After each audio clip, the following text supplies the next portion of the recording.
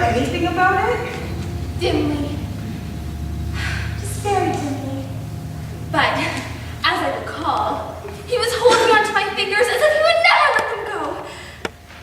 And suddenly, he turned away.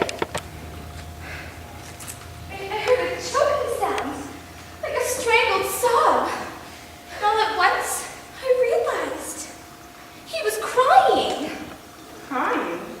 Well, for heaven's sakes, why? Well, why do you suppose, silly? Because he had to say goodbye to me. But he's going to see you again. Now, Emily, if you're going to take that tone with me, then I won't tell you. Oh no, please tell me. You heard him crying, then what happened? Well, the next thing I knew, I was sitting there, and his head was in my lap.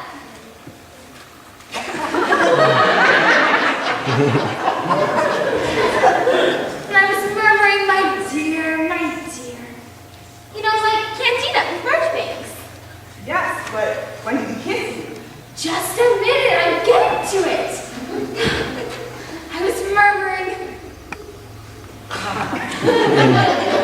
my dear, my dear.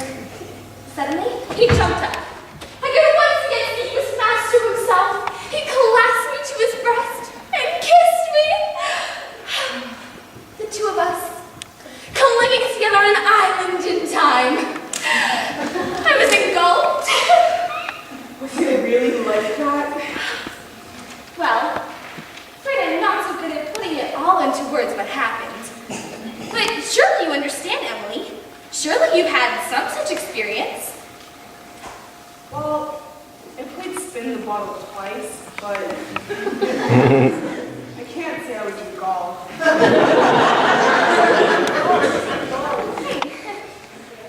Yeah, no, Emily, I'm really glad Leo kissed me.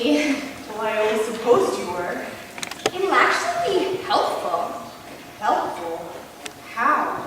With my acting. You can't do the great parts until you've experienced real passion. No, Emily?